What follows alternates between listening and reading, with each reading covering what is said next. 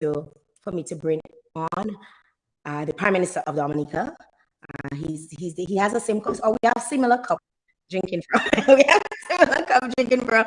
He's drinking his. I hope he's not taco tea. This is not taco tea. So I hope you're not drinking taco tea right about now. So I wanna, without any further ado, I wanna welcome for the very first time on my show, from the where he's in his office, in the heart of his office. I want to say a special good evening and welcome to the Prime Minister of Dominica, Mr. Roosevelt Skerrit. Good evening.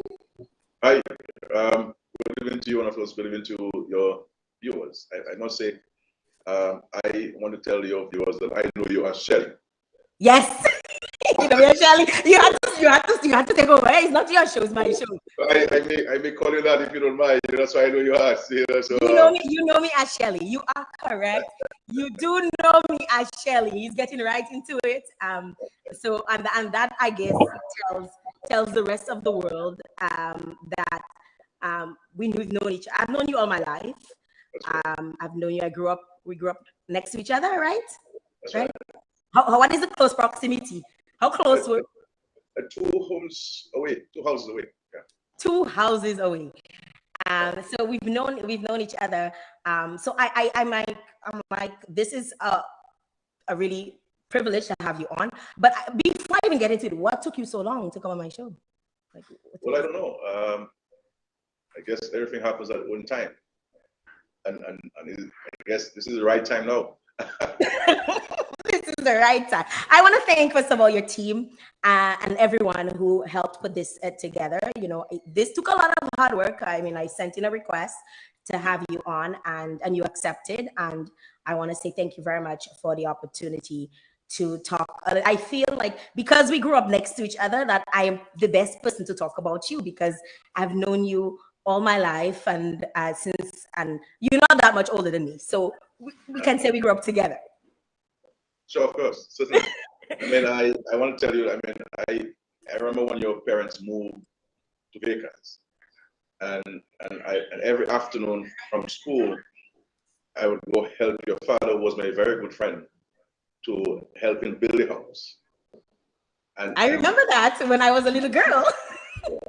And the second thing I want to share with you and your viewers is that in 1989, your father was a prospective candidate for the Freedom Party. And that year, there was a primary, and he did not win the primary. And then he decided to go independent. And I was on his team back then. And we went to Penville that night, one night, to have a meeting, just 3 of us. He, Ronald Murray, and myself. And he had a Toyota pickup.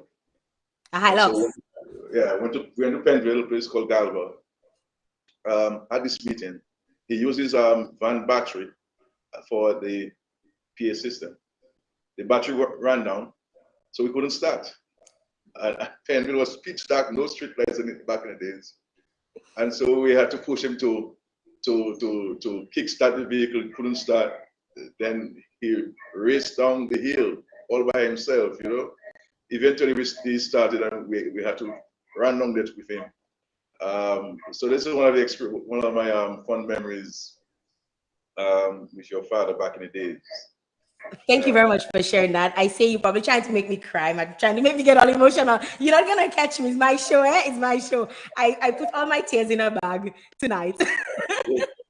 But thank you very much for sharing that story. You grew up, obviously everybody knows you grew up in Vegas, and that's where most of us who know you grew to know you, and the person you've become today. And I kind of want to start off with, you know, some of your memories growing up in Vegas. What was some of your enjoyable? You just spoke of a really enjoyable memory of Penville, you know, and with my dad. What was some of the other? Because I know you used to go O2. O2 is like the number one spot. It was the number one spot back in the day. Tell us a little bit about your life growing up in Vegas. Well, grew up, I mean, it's a fun years in the 80s. As you say, we went to the Bay every day during the summertime, from morning till night, swimming and diving for whales, what they call wiggle. Growing up, I always loved agriculture, so I was very much involved in agriculture. In primary school, I had in excess of 60 rabbits, in excess of 60 goats, and going into secondary school as well, I still had, quite a number of rabbits and goats. And so coming from school in the afternoon, I would have to literally run about a mile from my home to check on my goats all by myself. Sometimes I get back to PSS after 5 in the afternoon, and I would run to a place called coming towards the wicket. And so I played quite a bit of cricket coming towards the wicket. And so I played quite a bit of cricket in Vevey guys with the guys back in the days. But my association really in Vegas, I spent a lot of time with people who are older than me. And this is where your father came in. I spent a lot of time with people who apparently were always older than me. I'm learning from them and being guided by them in large measure. So it was really a wonderful experience growing up in Vegas. And as you know, I was on the quiet side. Very, very. There's a name I used to call you. What I used to call you? I can't remember. Tell me. Faush. Faush. Yeah. I was the quiet side. I never liked crowds. I would prefer watch crowds and crowds watching me. Even today, I do what I have to do, and so forth. But back then, I was on the shy side and a more reserved side. But I had a very keen and active interest in politics and international affairs. And we're gonna get to that. We're not getting into the politics yet. We're not getting into the politics yet. But growing up was really fun experience. As you know, I grew up with my grandmother and my aunt right there, and it was really cool. I wanna put you for a test. Let's see how well, because you say you grew up in Vegas. Let's see how well you know Vegas, right? Growing up in Vegas, who they used to call Wawal? Who was Wawal? Wawal? That's Valentin Joseph. Who was Zambu? Zambu? Zambu was Dorothy's daughter. She is now deceased. Yeah. Who was Rampanyu? Rampanyu was Bernard Brumant. He got his name because he was in Antigua, and he would come and say, I would Rampanyu, ram on you. For the Antigua would say Rampanyu. Yes. But he's still there, very active and very helpful in the community. Who was Shiwe? Shiwe. Ha! But look how I hold you. Shiwe. That one slipped me a bit. Danny Walter. Oh, Danny. Who's Vogo? Vogo? Virginia Roy, the shop. Who's Rico? Rico is now in the United States. That's Julie's nephew. His father's from Cornell, mother from Vegas. Who's Rocky? That's my grandmother. Yes. Yes. And who was Repo? Repo Odin? Yes, Calitos. Calitos, yeah. Yes. I remember, my days of primary school, the teacher would always write in my book sentences like, great student talks too much. What were some of the things your teacher wrote in your book? I got a few excellent, a few well done. I think well behaved, always generally well behaved, and participated quite a bit in class. So generally, I think overall, I think I was I say so with humility, a pretty decent student. Did any of the teachers ever tell you become prime minister? Because sometimes teachers would say, "Bonje, Mr. Malkasi, Mr. going to be a troublemaker." I think the person who told me that that he think I will eventually be somebody of importance was Kenneth Samuel, who is from Marigot, the principal of the Vegas school, and he's the one who actually got me to command entrance at the time. But there are people who would have said these things along the way when I was a student at PSS or the grammar school. Okay. Now you spent most of your life growing up in Vegas up until before you even decided to run for elections. What about your upbringing that kind of remained with you and that you've transferred onto your children? Well, humility, humility. You're not better than anybody, and no one is better than you. You know, looking out for people. When I was at school, you know, if I have snack, I would share with my friends, whether it's grammar school or PSS or big as primary school. You know, I would take my friends from Penville to my home for lunch, and I would share my lunch with them. You know, I would ensure that people have what I have, I give you, and I may stay without. And this is how we were brought up. You know, at our home, if a stranger came to our house, my grandmother would feed them first. And there are many times we would have stayed without lunch, or she would have had to cook a second batch of food for us. But we always treated the strangers, and we get the best china and Pyrex dishes and cutlery to serve them. And so we grew up with that sense of service and that sense of taking care of people and being respectful as well. You know, that is what you talk about your grandmother is so true, because your grandmother was probably one of my biggest fans, because every time I would travel, when I came home from Canada, I always brought her a cup with coffee in it. She always used to tell me, which one of my grandsons you're going to marry? Stella, none of them. No, none of them. What exactly inspired your political ambitions? I mean, besides you going out with my dad and, you know, the other older people that really looked out for you in the community, what really inspired you to get into politics?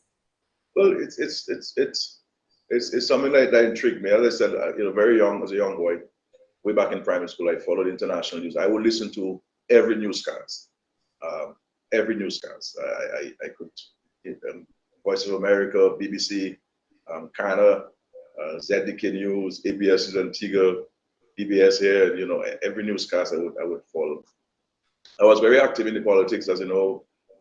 My grandmother's home was the Freedom Party base. So whenever the Freedom Party would come to Vegas, they would visit my grandmother. I had the opportunity to interact and to sit next to Eugenia Charles, so rest in peace, many times from the Vegas. Hearing of the politics, being involved. That's where all of the paraphernalia for the Freedom Party would come. I would, as a little boy, be responsible for selling the paraphernalia to the party supporters. I was even involved, even if I couldn't vote, and I was like 13, 14, 15, involved in the process of deciding who is the candidate for the Vegas constituency, or for the Freedom Party. Eventually, I supported your father, as I said, when he became the Labour Party candidate in 1990 because of my personal friendship with him. So even if I couldn't vote, but I provided logistical support to him and would attend meetings in the community. You know, and that interest developed. I have two interests, two intentions. One was to get involved in politics, and the second one also was to study law. Unfortunately, I didn't have the means to go to law school then, so that never happened. But I got involved in the politics. And also said to you, when I left grammar school in 1990, I was the head boy at grammar school, so I gave my final speech at the grammar school. And I said to the students, in 10 years' time, I'm going to be a member of parliament. And in 10 years' time, I became a member of parliament. And I was in the United States studying, and I was saying to my teacher friends there from Dominica, I said, look, I'm going to go back to Dominica, and I'm going to become the Minister of Education, and I'm going to interview each one of you. And those of you who form in the fool, I'm going to buy. And lo and behold, you know, 4 years or so later, 3-4 years or so later, I became the Minister of Education in the country. So I guess, you know, sometimes, well, not most times I believe that what you say can be prophetic, you know. So, but as it is written, the Lord knows what you're destined for, and before you're formed, and so I guess that was my duty. So when I went to university, came back in 1997. I went back to PSS to teach. Yes, speaking of PSS, you taught me in PSS. PSS, yeah. You were very, very hard on me in PSS because and I know it was because not only were we neighbors, my dad was your friend. Like he used to tell us, and what you just said about the news, that is facts. Like I can't even like dispute that, because you told us we had to listen to the news every single morning. I was in third form at the time. Every single morning, and report back to you. And if we didn't report to you, we'd get in trouble. And you used to put me in a lot of trouble with my father. Well, see, I always felt that, you know, students, we have to develop a holistic child, and people need to know what's happening around them and to decipher fact from fiction, gossip from facts. And students need to know more than what we've been taught at school from the so-called syllabus. And I felt that it's important that students know what's happening around them and so forth. Very important. And I only one chance. I wanted to ensure that students made the best opportunity of that chance, take advantage of it. And I think many students looking back recognize why I did it and why I was so hard on them and forceful on them to do well. And so I got interested in students beyond just teaching them, where they live, what are the parents' circumstance, and ensure that provided the guidance that they needed. Speaking of, you did, I guess you unearthed the reporting skills in me, like you were one of the people. So I want to thank you. Thank you for that. Look at it. Don't take credit for it. But thank you for that. But not only that, I want to also thank you, for what you did for my parents. When my mom passed away, when my dad passed away, you were there. You were just very there, very present, calling, following up. What do you guys need? You were there. And I know on behalf of myself and my sisters, I want to say thank you very much for the role that you played then and throughout the entire ordeal. You would understand, you know exactly what I'm referring to. And I just want to say thank you very much. Oh, that's what life is about. Yeah. So let's start getting into politics. No, the prime minister at the time, Pierre Charles, passes on. And when did you realize that you would be the next to fall in line? Like, when was it? When in that moment did you know that, hey, these events have just happened, and now I have to take up the mantle and lead? I'm the best man for the job. Well, it was never. It never crossed my mind, honestly. Contrary to what people may have said, I left the hospital about after 10 in the night. I went home. At the time, there was talk of Reginald Austri succeeding Pierre Charles deceased. And that's what I left the hospital with at the time. When I got to the house I was staying at in Montrose, my home phone rang, and not many people had my home phone number. And when I answered the call, it was Ralph Gonzalez, the Prime Minister of St. Vincent and the Grenadines. And I said, well, how do you get my number? He said, well, you got it. And he asked me a couple of questions and asked me who we're looking at. And I said, we're looking at Reginald Austri and so on and so forth. And Gonzalez told me that he thinks I am the one. I said, but no. I said, but there are many other senior guys there. He said, no, you have to go for it.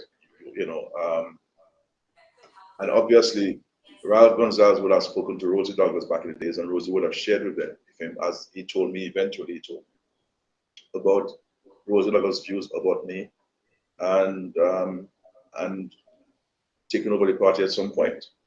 And then I got some calls from other people, asked me where I am, myself, when I say I'm home. And they came home, and within an hour, I had about 50 people in the yard. Everybody from all over Ireland. There were also people there, police officers. There were also people there from all over Dominica and Ireland. Just strange. And then some of my colleagues came up there, Ian Douglas and others and so forth, and Kelly Brano, and they started pledging their support for me as a successor to Pierre Charles. How did that make you feel? How did that make you feel in that moment? Well, you're in a daze because here it is. I'm the youngest in the cabinet. There are people who would have served a term before me in the parliament, much older than me. How does one consider the youngest person in the cabinet to be the prime minister in our most difficult period at the time we had the structural adjustment program, the International Monetary Fund? So you are listening to people, but you're almost not hearing them because you're in a daze, feeling the weight of what people are telling you take on Mm-hmm. at the time. And this is how it started. And events just unfolded in a very fast and dramatic way. And this is what happened. So, so you become PM, you become Prime Minister. There was a vote. There was a Mm-hmm. vote a couple of days later, and only the elected members of parliament on our side had to vote. And I emerged with the most number of votes among the colleagues who contested, and that was it. Yeah. So you become Prime Minister. You've been Prime Minister for some time. I am interested to know. Are you trying to give him a Mickey Mouse cup? Is that a Mickey Mouse cup? Well, my daughter bought this to me, and she insists that I use it. So it's just in my office. And so. Okay, Prime Minister drinking from a Mickey Mouse cup. Okay, guys, that's how cool he is. He's okay to drink on in a Mickey Mouse cup live on Jael Joseph. Um, Take us through the day in the life of the Prime Minister. What do you do? How do you start your day? What time do you start your day? Take us through that. I'm up very early in the morning, very early, right? So I don't sleep much. Average maybe 4 hours sleep.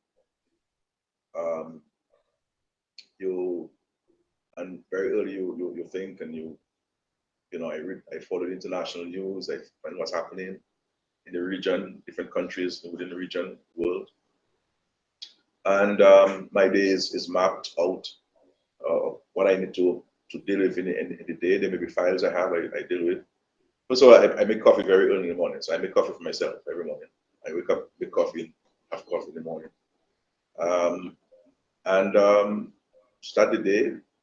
I spend a lot of time really interacting with people, which is the most important part of the job of any politician. Listening to people and the concerns and the dreams and the aspirations, and thinking of how we can solve problems. Problems not only of our own in Dominica, but challenges of the region. Because I also have, as a member of CARICOM and OECS, a regional responsibility. So a lot of time is spent, you have to be also paying attention to the finances of the state and revenue coming in and where they're coming from, and ensuring that we always have enough money to cover our expenses for the time. So it is a 24-hour, 7 days, 24/7 job. Yeah. So when is the enjoyable time for you? What do you do for fun? What do you do to relax? Like, how do you relax? Well, I have my 2 children home, and so I try to spend time with them as much as possible. So they get the shot and the stick. So I try to spend time. I do a lot of farming, so I get relaxation from farming. But the reality is, going out to the communities and meeting people is part of my relaxation too. Nothing brings greater joy and satisfaction to me than interacting with people. You mentioned your kids, and I think I want to get all in your business now because I want to know. I remember your wife, in Roseville, hanging out at Valentine's, around Valentine's. I met her in Canada a couple of times. Where did you two meet? I think we first met at a party at my cousin's in New York. Yeah, at Winston's home. Mm-hmm. Yeah. I was there, I was there. That's why I talking like that. Yeah, you everywhere. Well, every time I spent time in New York, I stayed with Winston. So, Yeah. And where did you take her on your first date? Boy, I think maybe dealer in New York. I was traveling to China at the time, I believe. Yeah, and we're going way back. I think we're in a dealer. That's right. Mm-hmm. That's interesting. That's interesting. I now want to kind of switch gears a little bit and ask you a few, because I mean, I've run into you a few times and you've always greeted me warmly, but I sometimes want to like reach in and shake your hands, but I kind of get scared because you have so much people around you. No, that's okay. Why do you have such a large security detail? Like, why do you walk around with the truth is, well, I don't make decisions on my security. Left to me, I would not have security. I like to be my own person and my own space and so forth. I escape from them from time to time, which I don't like. But I don't make decisions based on my security. They check police laws, and they determine um, what level of security I should have, and this kind of thing. But the reality is also people have to be fair that a lot of threats have been made about me against me, and it is the duty of the Chief Police to take note of those and to ensure that the head of government is always safe. It is not people must not people must understand that it is a constitutional office, and and um, and and it is mandated that the whole of the office is provided with protection. But insofar as how many people we have and where and so on, I don't make that decisions. They don't consult me on this at all. Okay. What would you say, in your office, because it's an esteemed office, is your greatest achievement as a prime minister? There's so many things we have done in this country. So many things we've done, but I like to focus more on the human aspect of the things that we have done. And one of the things that I will always cherish is the part I had to play with the creation of the SGK program. You know, touching the soul of our senior citizens, providing them care and love, and letting them know that we care, and also um, allowing for greater access to education by ordinary Dominicans. It's something that I believe Dominicans are taking for granted now because we have it. But this wasn't always the case with the traumatic access to education. But not only access to education, but the means of taking advantage of the access to education, whether it's transportation or provision of books and uniforms, or scholarships for university. Um, an important fact I keep repeating, when I became the Minister of Education, only 7% of all high school graduates attended the college, which means 93 people did not access it. And even when I went to grammar school, I graduated from grammar school, 122 of us graduated, and only 20 of us made it to the college. That is grammar school. So this is a stark reality that we faced with, and I'm happy that I was able to, with support of the cabinet, establish the Dominica State College and revolutionize access to education in Dominica. So there are a number of things of the housing revolution and providing so many homes for decent, comfortable homes for people, and the joy that it has brought to them, and the sense of pride and dignity that it has brought to them. So there are many things that we've done as a government and as Prime Minister that I believe have been amazing things. You speak of the education and the fact that you've done so much where that is concerned. Also, not to forget the infrastructure like the Dominica Friendship Hospital, plus all the health centers that you built around. But there is some might say a serious human resource issue because nurses are leaving. They're getting trained and they're leaving.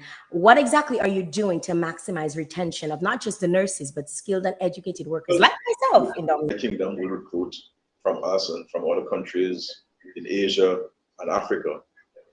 And so that's the vicious cycle. What we're seeking to do and what we've been doing is to keep on training more people. And coming 2023, we're going to institute a more structured regime of training nurses and training more people so that we can always have more than we had. I remember one year we started with 100, I think what may have been 2009, with 100 people trained. I brought in professors from Cuba to assist us with training. At the end of the program, I believe we had retained about more than 85% of the 100 people. I met with the Nursing Association recently, and they've said they've advised me on some additional things we can do to allow for the conditions of the nurses to be much better. And so we'll be seeking to institute those in the new year. They're reasonable requests, I think. could help. One of which being the payment to both where they believe that there might be a better opportunity. It is not always a better opportunity because um, the circumstance may not be what people think it is. But I believe all things considered, Dominicans have done well for themselves. In terms of home ownership, we're per capita, we're very high on the list of individuals owning the land, their own property, their own homes, their own businesses. Um, so I think we're making progress, and with the construction of the international airport, with additional center here, they're now in Portsmouth and creating better opportunities. So I think as time goes by, we will be able to create more exciting jobs for young people, higher paying jobs for young people, and taking advantage of the global economy. Some of the things we're going to be focusing on, for example, in here, is to get young people trained in artificial intelligence. And so we'll be working with international institutes and sending young people to get trained because there's a lot of money to be made where this is concerned. So, and cybersecurity, all these things. Yeah, I saw you guys. We sent a team across, I think, to just recently to compete. So, and I was pleasantly surprised to see, and so I want to commend, the students that went out. But right now, the landscape has kind of shifted significantly, especially following COVID-19, and many islands have they've realized that they cannot rely on tourism. And I know we put a lot of emphasis and focus on tourism as one of the main drivers of our economy. What are your plans to diversify economy and drive domestic development in Dominica? Well, I mean, we focus heavily on agriculture as well. Agriculture is heavy. The tourism and service is an important sector, and I think people have to understand that tourism itself is a resilient sector, and we need to have people coming in to consume what we grow and what we produce.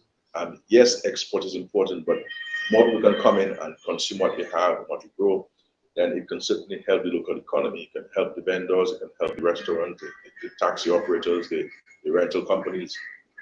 A whole list of people can benefit from the tourism industry, and this is why we're pushing.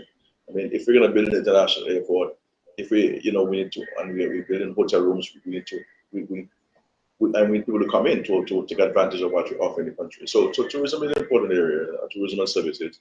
Agriculture, we're focusing heavily on agriculture, and you're seeing the budget address a dramatic focus on certain areas of agriculture, so that we can reduce our food import, build and expand our export opportunities, and thereby creating more jobs for people. And I'm excited about the agriculture because I've seen a number of professionals, doctors and lawyers and business people, accountants who move into tertiary education level who are involving themselves in agriculture, and it's a good sign. It's a good sign because you can make money in agriculture if you do it well, and of course we're providing support. Small business development is key. We have seen over the years a dramatic increase in small business owners in Dominica, agro processors, the people in the services industry, and what we're seeking to do is to provide them with access to cheaper financing, fiscal incentives, concessions, so that we place them on a more sustainable path, and they can sustain what they have and expand on what they have. And of course, the education services, as you there, we have Dr. Ferreira, who was just opened the St. Joseph University School of Medicine, and that has started pretty well. And we have the Veterinary School of Medicine here in Dominica as well. So the number of schools that are coming on board and to help create jobs, and professionals can have an opportunity to lecture and to have access to additional services. Okay. You mentioned the international airport, and a lot of your critics might say you've mentioned it quite a few times. I mean, I follow you. I follow you well enough to know you've mentioned it quite a few times. What is the holdup on? Somebody might say, what is the holdup on the international airport? There's no holdup. I mean, let's face it. I mean, we've been talking about international airport, yes, but we always said that it is a process. I mean, the first order of business was to institute night landing in Dominica. When I came in as Prime Minister, planes could run at night. I expanded the runway. I built a virtually new terminal building, put in lights, and planes have been able to land in Dominica at night. That was a medium term, short to medium term solution to air access in Dominica. And we have been making steps towards building international airport. As you know, we were saving $5 million US every month. Unfortunately, Hurricane Maria came and we had to utilize those funds to provide shelter to people and to keep people at work in the private sector and elsewhere. And so we started the process of looking at the international airport in 2020. And we are in 2022. And the amount of work that we've done in these 3 years, have been amazing. We have the design, we have the master plan. We have signed the contract for the construction of the airport. This is an international firm, China Railway 5. It's one of the largest Chinese state-owned companies. They're mobilizing. We expect the bulk of the equipment to come in December of this year, and we will see earth movement starting in the first quarter of 2023. But there are a number of things that we're doing. We've been clearing land. We've been doing a number of geotechnical surveys, drilling a number of boreholes across the length of the site. A lot of soil testing have been done. The environmental impact assessment had to be conducted. We had to acquire land, and when you acquire land as a government, you have to survey every square foot of land that you're acquiring. Survey 500 mobilization taking place in physical presence on the ground in December with the So if you had to give me a date, you'd say December. If you have to give me a date, a large vessel will land in Dominica in December of this year, with a large quantity of all the equipment and resources required to move the airport forward. Hashtag, I'm asking for myself. I'm asking for myself. So, and then you will see in the first quarter of next year, earth movement taking place, with a completion date being the end of 2026 for the international airport. Okay. What are some of your frustrations as it relates to the rate of change? The frustrations as it relates to the rate of change. How so? Well, you know, I mean, this is a democracy, and it's, you know, why should you say it's not good? And if you support me and you think that we could do something differently, then say it. We can do it differently. So I think that we in Dominica, we have to be more consistent and more constructive in how we see things and how we contribute to things. I maybe have more dramatic ideas than most people, but I can't always impose my views or my feelings or my perspective on the whole country. So there's some things I would like to do differently than how would have been done. But this is not about me. It's about the people of Dominica and what they want. And so there are times I have to go with what they want and how they want it. So this is what it is. This is the nature of our society, and we have to respect it. I'm glad you kind of mentioned what they want, because some people would say that majority of Dominica wanted reform. So they're probably asking, why did you call this snap election and didn't provide them with what they wanted, so to speak? Well, we all want. I too want it. In 2016, I provided the electoral commission with all the resources they required to institute the voter ID cards. The machines are sitting in the basement of the electoral office. I provided them all the staff. I provided them all the hardware and the software needed to effect the national ID cards. I went to Parliament, and that was after Erica, you know, when 90% of our country's economy was affected. And I had to mobilize monies to relocate 2 communities, to build homes for them and to place them into rental accommodation, feed them, provide them with a family allowance until we completed the homes for them. And major piece of infrastructure was washed away. The bridges were washed away on the West Coast. I mean, it's a lot of destruction. And I gave to the Electoral Commission all of the millions they required to issue the national ID cards. And I sought to go to Parliament with the draft legislation to allow for this to happen. And there were some in the society who didn't want it. There was big mayhem outside the parliament, and I felt in the advancement of peace and tranquility, I withdrew the bills before parliament. I could have gone ahead with them. Yes, we had the majority, but I felt that electoral reform is such a sensitive matter. I didn't want to let it appear that only the government was going ahead with it. The reality is, electoral reform is a low-hanging fruit that any opposition party would use in a situation where one party has been in government for so long. It's a no-brainer. But the fact of the matter is, we've always had free and fair elections since 1951.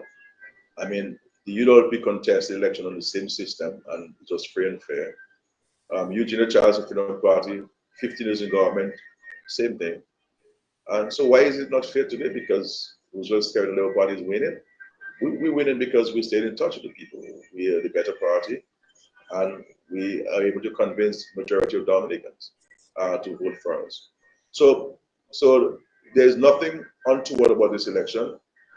It will be conducted in, and that's back in. I may have been the first prime minister to invite election observers to come in to look at the elections. I believe we can cross check. It may not be clear, but I believe so. To observe our elections. In this case, we have 4 observer missions coming into the country to observe our elections. But the reality is, the elections are being held in conformity with the Constitution of Dominica, and that is preeminent. And so no one can say that the elections are illegal and all sorts of things and so forth. So yes, we would have wished that the process would have been completed by now. But having not been completed does not mean that we will not have the free and fair elections. I mean, when you look, if you go to, for example, the Vevey, the polling station at the village council, everywhere else in Dominica, every candidate has an agent in there. And when you come in, you ask your name, and all of the agents hear your name, and the agents can ask you they can challenge you, and if they challenge you, you sign an affidavit saying that yes, I am Jael Joseph, and this is my. Call me Jael Joseph now.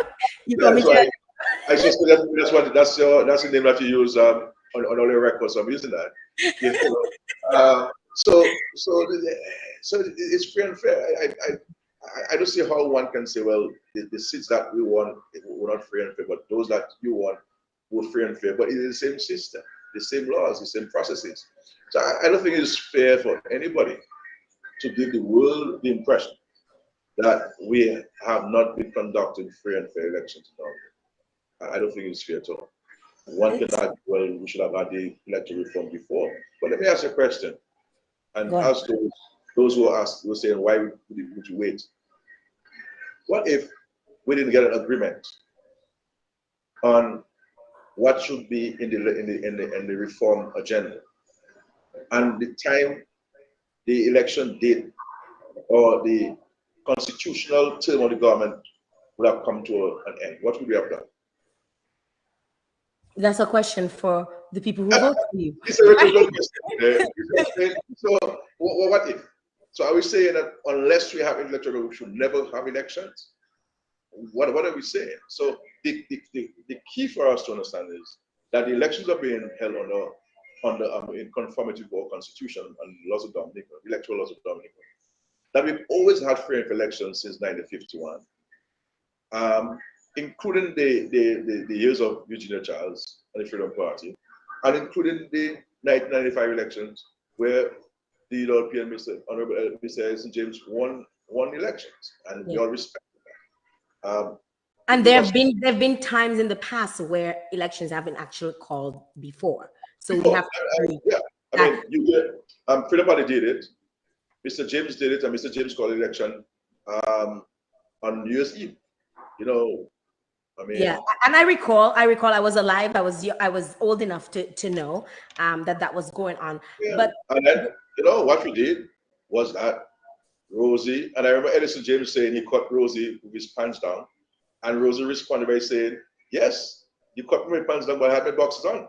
So We filed 21 candidates, including myself, contested the vacant seat, and we contested. We had less resources than New York at the time, but we went and we captured the hearts and minds of the people down there. But it is difficult for the Workers' Party now with no leader, no policies, no programs, and no money to contest an election, and no candidates. So Mr. Skerrit, PM, first of all, let me take you back. I know it's reforming is a heated question, and we don't want to dwell on it. I think you've answered the question, and we could go round and round on it. I kind of want to, because you brought up the candidates aspect of it, and I'm looking from like last election 2019 to now. You kind of reshuffled, and you've reshuffled probably 100% of your team, if I have my facts right. To make space for new people. So you've gotten rid of the old heads with experience in governance, so to speak, and you've now brought in new people. How would you answer if critics say that you are surrounding yourself with less and less experienced people? How would you answer that question? That's not true. I mean, we have, well, first of all, the leader of the party who provides policy guidance for the party is the most experienced politician now serving in the country. That's Roosevelt Skerrit. I'm the longest serving parliamentarian now, the Austria now gone. And I have the experience to provide guidance to them. There are people who have served a term, Dr. McIntyre and others who served a term, who have gotten to know government functions, Cassidy Laville, Dennis Charles, Shakira Lockhart, Melissa Skerrit, all of these people, Grant. So you're saying that 2 years is enough for them to feel that they've have enough experience to run. They have an understanding appreciation for how government functions and have a better appreciation for what their functions and responsibilities are. And I think with my guidance, they have been able to fall in very nicely in the jobs. And they bring a particular level of discipline and commitment to the task. And I think they'll do well. And so we bring in some fresh pair of legs with better eyes, who will bring in that vigor and that freshness to the country. So that so you allow for different perspectives and different views to contend, and we find the best solutions for the country. And we have carefully selected them. They're all. I mean, you're a gentleman who will be working for 27 years in senior management at the National Bank. We are the chief fisheries officer.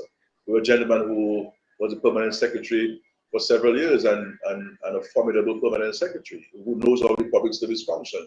He is the highest ranking public official in the ministry, so he knows all the functions. So he's not going to start work with complete ignorance. We have a medical doctor who was working at the health system at a district level, at the hospital level, who understand what health is and the challenges of health, who can bring to bear her experiences and her interaction with people. So we have people who have technical, practical skills in their areas of work. We have young Jael Joseph, 23 years, who understands what the challenges of the current generation of young people are. She's an entrepreneur. She's a business person, and she knows the challenges of engaging herself in agro processing and developing ideas and so forth. I mean, so people bring a host of different perspectives. We have the young lady in Salisbury who has a health background, and she's working in the Ministry of Health and Public Health. So it's a really wonderful set of skills. And one of the beautiful things about it is that close to 50% of these candidates are women, which is the first in our history. And I don't select them because they're women. I was about to ask you, like, is it because you love the ladies? Because they have capacity, they're coming to serve. It happens that we are able to recruit. The challenge I always have, and I want to say, the challenge I always have is that, and I thank God for that, is that I always have a difficulty in finalizing the list of candidates because there's so many people who offer themselves to this party.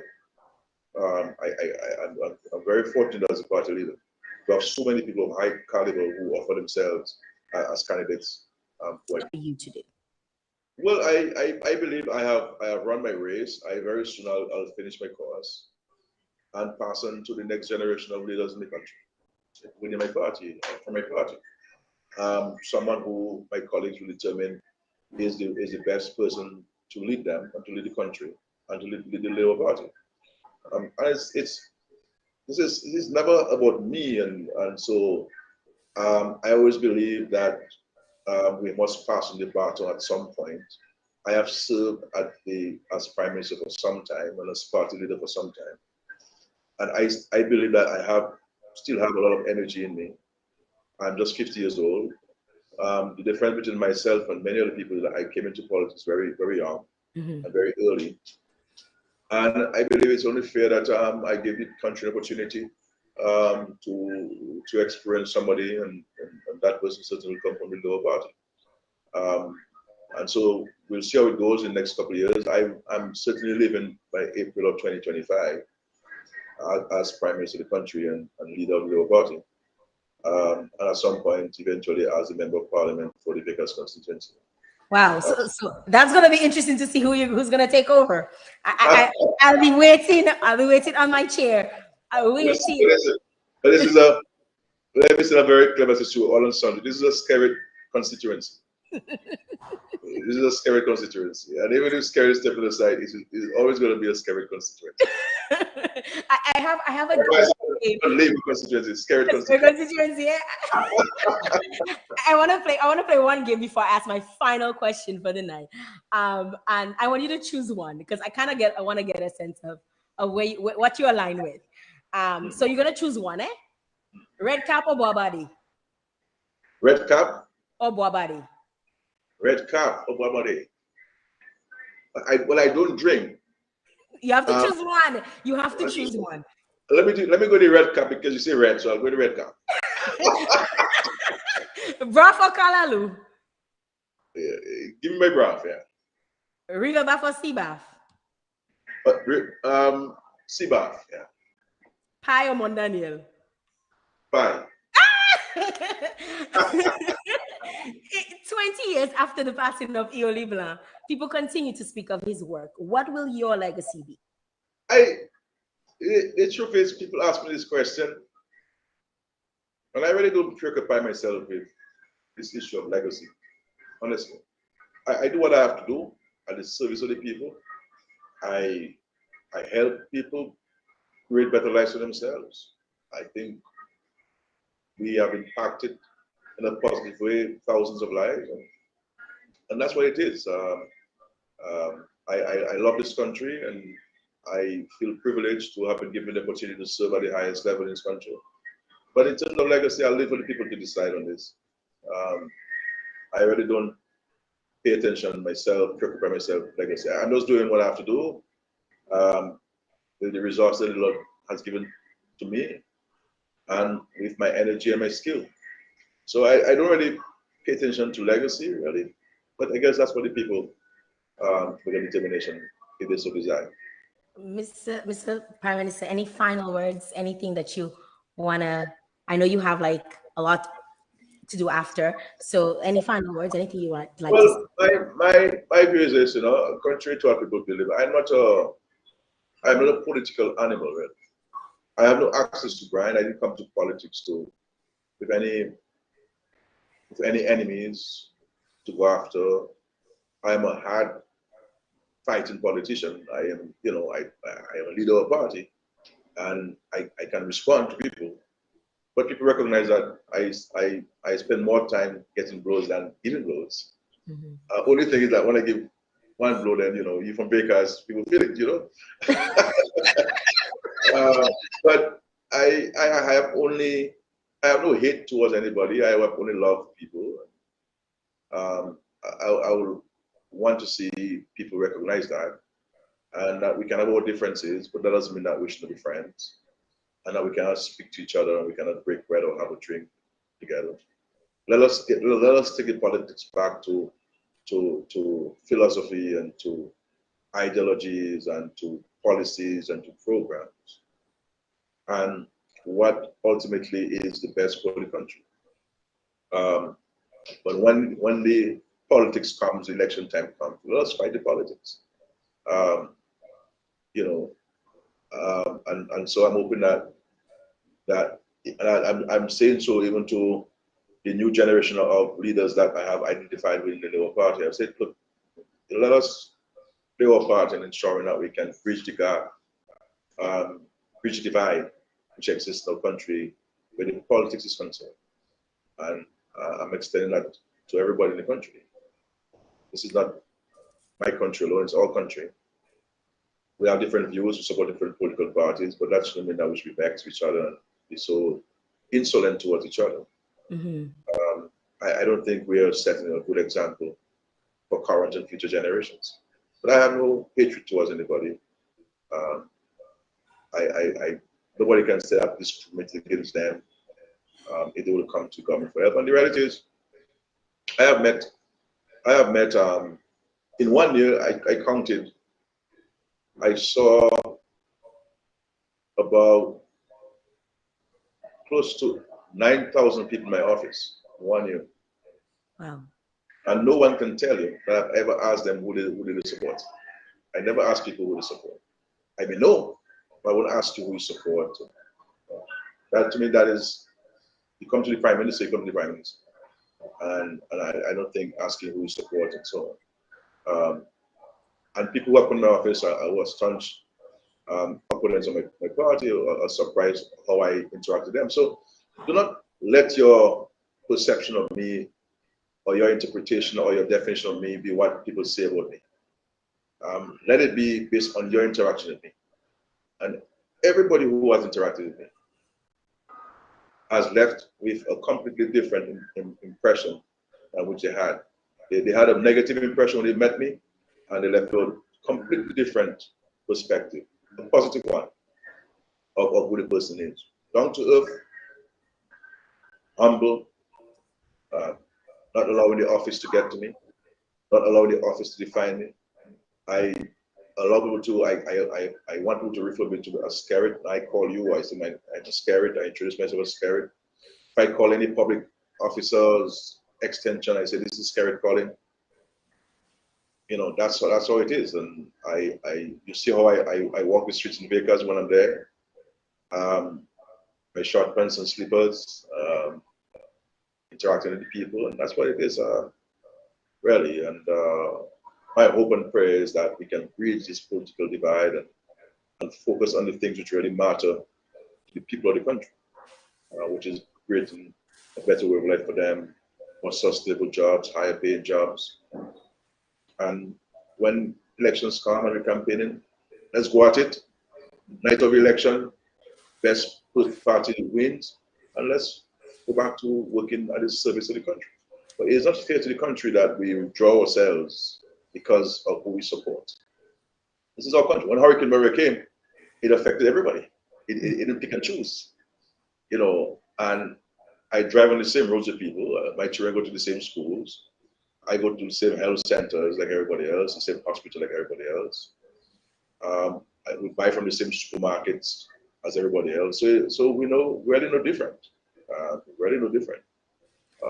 Our circumstances may be slightly different, but we are all Dominicans. And I think my hope and prayer, and I say so with the greatest sense of sincerity, that we can move away from this divisive, internecine type of politics, you know, and go back to the good old days. I had a very good relationship with Edison James when he was leader of the opposition. I had a very good relationship with Ron Green, and certainly Earl was my good friend. But it changed along the way when, you know, and I'm hoping that we can really get back to those days when we could agree to disagree, but be respectful of each other. Since you brought it up at the start, I think I want to finish off with that. If my dad was alive, what would he say about you? Would he still be proud of you? Well, yes, I mean, as you know, he did not support me in the first couple of elections. But he came back to me, a very strong supporter of mine. And that's why I was so very saddened by his death, by his death and so on. Because he was such a pillar in the community. He was always involved in community activities. Community of service, he was always involved and helpful in the community. He was a very strong supporter of mine, and he was happy that someone who he helped mold as a young boy in the Bakers became the prime minister of the country, literally 2 homes from him. But he and I, as you know, had a very good relationship way back when I was primary school. To my days at PSS and got involved and so forth. And I have very respectful and sincere memories of him and our relationship. So, you know, and there was some responsibility and duties I had just assigned to him. You know, I had assigned some national duties to him. Unfortunately, he went a bit beyond. But I guess that's part of life. So. Yeah, my sisters are in the chat and they're saying that one of them is saying she remember when Daddy called and he said I'm with Skerrit now. he made no secret of who he supported when he supported. As well, he would tell you if he felt you were going wrong. Of course. I mean, like even when he wasn't supporting me, the time we were best of buddies. I always joke with him when we meet. He always joke with me. I was still coming to his yard, and you know, he was still coming to my house and so on. I mean, there are times I'll be going to town. I meet him at the bus stop. He would jump in the government vehicle with me and drive to town. So this is what it's supposed to be. You know, this thing of we fighting against each other. Life is too short and uncertain. And I get to know I'm the prime minister today. Tomorrow I won't be prime minister. So what's next? You know. So let's forget this fight and fuss and so on. We do have a house. The house can catch fire tonight. You know, hurricane can come and mash up your house. Whatever you have in life, material things, you know, it can disappear. What we need to go back to is the old days of being our neighbor's keeper. And I grew up in a generation where somebody would come to borrow your house grain of match, as you call it, you know. I mean, or lend me some sugar, you know. Like as if you're gonna give them the matches back, eh? So, you know what I'm saying? So that's the generation I grew up in, you know, the time. So, but sincerely, I have zero animosity to anybody, zero politically, nothing whatsoever, nothing whatsoever.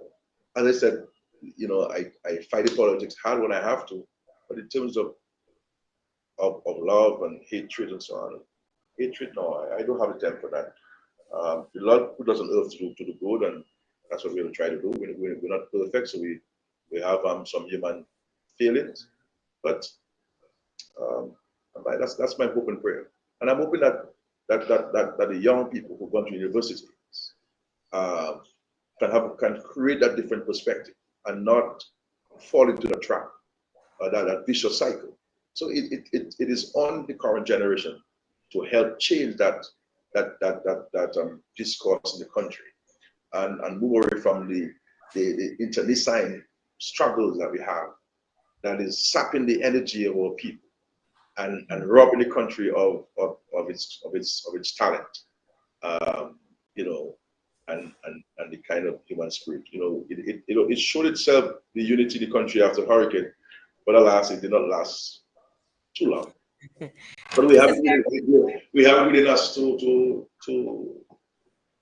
demonstrate. Mrs. Skerrit, it has been a pleasure. Thank you very much for taking us on a walk down memory lane. For me, it was memory lane.